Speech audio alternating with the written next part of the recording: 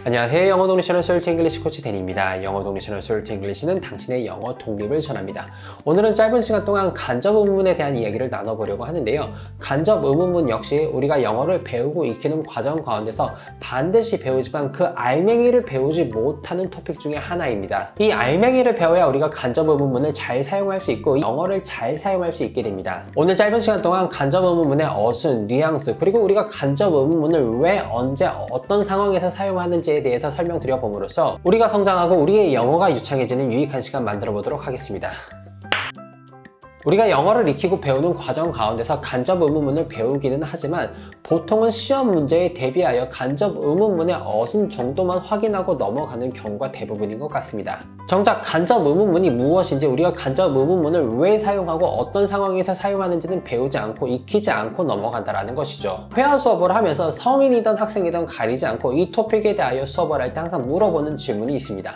우리가 의문문을 두 가지 카테고리로 분류할 수 있는데, 첫 번째 카테고리는 직접 의문문이요, 두 번째 카테고리는 간접 의문문입니다. 그렇다면 직접 의문문은 무엇이고 간접 의문문은 무엇일까요? 라는 질문입니다. 100이면 100 대부분 성인이든 학생이든 가리지 않고 간접 의문문은 간접적으로 물어보는 것이요, 직접 의문문은 직접적으로 물어보는 질문이라는 대답이 옵니다. 영어를 20년간 티칭하고 코칭하면서 정말로 아쉽다라고 느껴지는 것이 하나 있다면 바로 장명 센스입니다. 우리가 영어를 익히고 배우는 과정 가운데서 접하게 되는 수많은 문법 용어를 한자를 사용하여 표현하는 것이 아니라 우리말로 쉽고 간단하게 명료하게 표현했다면 우리가 영어를 더 쉽고 재미있게 배웠을 것인데, 그렇지 않아 아쉬운 점이 정말로 많습니다. 간접 의문문과 직접 의문문도 마찬가지입니다. 간접 의문문과 직접 의문문이라고 이름 붙일 것이 아니라 대놓고 물어보기, 조심스럽게 에둘러서 물어보기라고 이름을 붙였다면 훨씬 더 우리가 간접 의문문이 하는 일이 무엇인지, 우리가 이 간접 의문문을 왜 사용하는지, 직접 의문문을 누구에게 사용해야 하는지를 우리가 훨씬 더 명확하게 쉽게 배울 수 있었을 것입니다. 그래서 오늘 이 간접 의문문과 직접 의문문을 우리가 더 쉽고 재미있게 배우고 더 직관적으로 이해할 수 있기 위하여 그 이름을 바꿔보자면, 간접 의문문은 조심스럽게 물어보기, 직접 의문문은 편하게 물어보기라고 이름 붙여볼 수 있겠습니다. 간접 의문문을 잘 사용하게 된다면, 즉 영어로 조심스럽게 물어볼 수 있게 된다면, 무엇인가 좀 대놓고 편하게 물어보기 어려운 상황과 주제에 관하여 우리가 조심스럽게 물어볼 수 있게 되고, 때로는 간접 의문문을 사용하는 것이 단순히 조심스럽게 물어봄을 넘어 우리 말의 매너와 예의 범절에 관련된 태도를 표현하기도 합니다. 실제로 원어민들도 우리가 간접 의문문이라고 배우는 이 표현 방법을 직접적으로 대놓고 물어보기 어려운 상황에서, 혹은 예절을 지켜야 하는 상황에서, 아니면 대화를 하는 사람이 나와 편한 관계가 아닐 때, 심지어 질문이라기보다는 사실은 조심스러운 부탁에 관한 표현을 할 때 사용하는 경우도 굉장히 많습니다.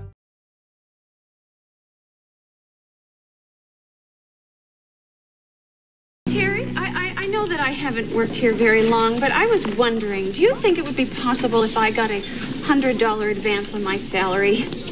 An advance? 아주 쉬운 질문이지만 질문의 대상이 나와 가까운 사이가 아니어서, 혹은 직장 상사와 같은 어렵거나 편하지 않은 관계일 때 원어민들은 간접 의문문을 즐겨 사용합니다. 그리고 이렇게 무엇인가를 조심스럽게 물어봐야 하는 상황에서, 혹은 예절을 갖추어 이야기해야 하는 상황에서, 예를 들어 길 가는 행인에게 시간을 물어볼 때 아무리 공손한 마음을 가지고 What time is it now? 라고 직접 의문문으로 물어봤자 상대방에게는 생판 처음 보는 사람이 갑자기 다가와서 몇 시냐? 라고 물어보는 것과 다름없기 때문입니다. 그렇기 때문에 간접 의문문과 직접 의문문을 다른 말로 한 번 더 정의해보자면, 간접 의문문은 존댓말로 물어보기, 직접 의문문은 반말로 물어보기라고 정의할 수 있겠습니다. 우리말로 존댓말로 물어봐야 할 것 같은 상황이라면 간접 의문문을 사용해 주시라는 것이고, 우리말로 편하게 반말로 물어봐도 될 것 같은 상황이라면 직접 의문문을 사용하시라는 것이죠.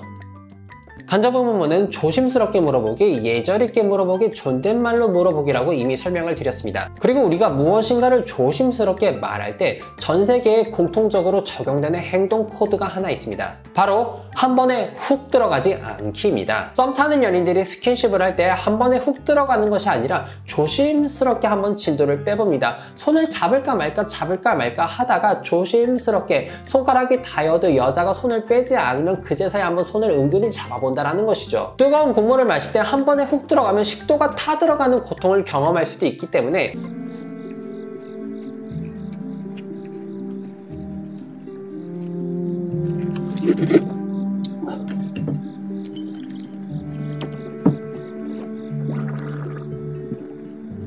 아따 이거 뒤집어.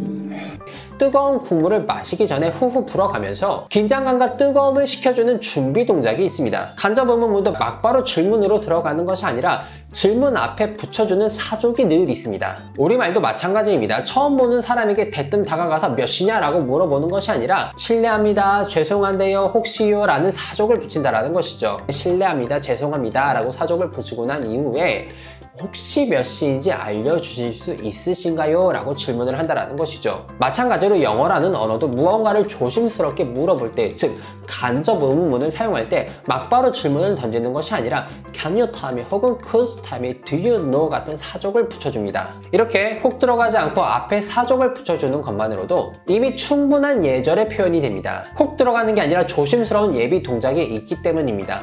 남의 집에 들어갈 때 말 안 하고 훅 들어가는 것보다 남의 집에 들어가기 전에 주인의 동의를 구하는 것과 같은 원리라고 생각해 주시면 되겠습니다. 시간을 물어보는 상황을 예로 들어보자면 직접 의문문은 굉장히 간단합니다. 그냥 가서 What time is it? 몇 시냐라고 물어보면 된다라는 것이죠. 문제는 한국 영어 회화책에서 What time is it이라고 써놓고 그 밑에 해석으로 정중하게 몇 시입니까? 라고 써놓았다라는 것입니다. 당연히 What time is it 해놓고 그 밑에 해석으로 몇 시입니까? 라고 적혀 있으면 우리는 이 What time is it이라는 문장이 정중한 문장인지 아니면 대충 물어보는 문장인지 알 수가 없게 됩니다. 그리고 해외에 나가서 원어민에게 시간이라도 물어봐야 되는 상황이 왔을 때 What time is it이라고 물어보게 된다면 원어민 입장에서는 대뜸 처음 보는 사람이 몇 시냐라고 물어보는 것이니 상황인지 능력과 공감인지 능력이 떨어지는 원어민이라면 이 처음 보는 사람이 대뜸 나에게 와서 무례하게 몇 시냐라고 물어보네? 라고 생각할 수도 있다는 것이죠. 보통 이렇게 의문사가 가장 먼저 앞에 나오는 질문들은, 즉 직접 의문문들은 보통은 편한 관계 속에서 편한 질문을 할 때, 그래서 직접적으로 대놓고 물어봐도 아무런 문제가 없는 상황에서 사용하는 질문 방식입니다. 가장 친한 친구, 베스트 프렌드가 원하는 게 있는 것 같습니다. 그러면 쉽게 뭐 원해? 라고 물어볼 수 있잖아요. 그때 영어로 What do you want? 이렇게 물어본다라는 것이죠. 하지만 간접 의문문을 사용할 때는, 즉 조심스럽게 물어볼 때는 대놓고 내가 알고 싶은 것을, 대놓고 내가 궁금한 것을 물어보는 것이 아니라 앞에 사족을 붙인다라는 것입니다. 예를 들어 시간을 물어볼 때 What time is it? 하고 물어보는 것이 아니라 먼저 사족을 붙여주신 후에 Could you tell me? 말해주실 수 있으신가요? 그 다음 What time is it이 아니라 What time it is? 라고 물어봐 주시면 되겠습니다. 어순에 주의하셔야 됩니다. What time is it은 몇 시냐 이고 What time it is는 몇 시인지입니다. 이해를 돕기 위해 우리말로 번역하자면 Could you tell me? 말씀해 주실 수 있으신가요? 한 다음에 What time is it? 하면 말씀해 주실 수 있으신가요? 몇 시냐? 라고 하는 거니 앞뒷말의 매너의 온도가 틀려지게 됩니다. 앞문장에서 말해 주실 수 있으신가요? 라고 이쁘게 Could you tell me? 라고 이야기해 놓고 뒷문장에서 What time is it? 몇 시냐? 라고 하는 건 말이 되지 않는다라는 것이죠. 마치 우리말로도 실례합니다, 몇 시인지 말해 주실 수 있으신가요? 라고 하는 것처럼, 그래서 영어로도 Could you tell me what time it is? 라고 표현을 해주셔야 합니다. 마찬가지로 What do you want? 이라는 질문도 아무런 문제가 없는 상황이라면 그냥 간단한 너 원하는 게 뭐냐? 라는 질문이 될 수도 있지만, 상황이 험악한 상황이라면 너 이 새끼야 원하는 게 뭔데? 라는 험악한 뉘앙스를 가질 수도 있게 됩니다.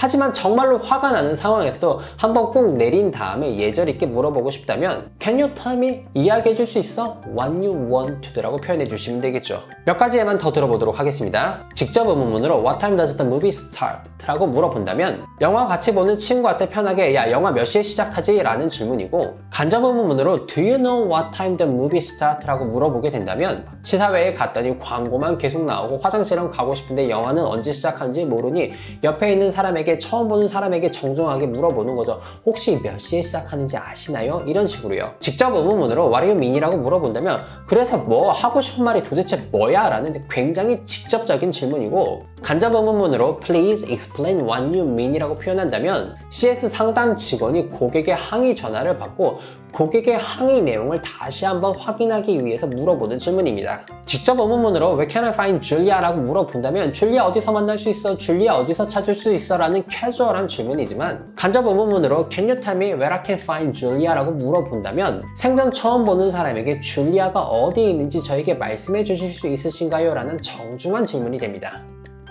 짧은 시간 동안 간접 의문문의 어순과 뉘앙스, 그리고 직접 의문문과 어떠한 차이점이 있는지, 우리가 어떤 상황에서 간접 의문문을 사용하고 어떤 상황에서 직접 의문문을 사용해야 하는지에 대해서 설명드려봤습니다. 간접 의문문은 그 어순을 아는 것도 중요하고 시험 문제에서 간접 의문문에 관련된 문제 하나 더 맞추는 것도 중요하지만 이 모든 것보다 우리에게 간접 의문문이 더 중요한 이유는 간접 의문문이 우리가 실생활에서 영어를 사용할 때 우리의 영어가 정중한 태도와 품격과 예절을 갖추게 하는 요소라는 것입니다. 레스토랑에서 현지인 웨이터에게 질문 하나를 할 때도 간접 의문문으로 물어볼 때, 그리고 직접 의문문으로 물어볼 때 웨이터의 태도가 달라집니다.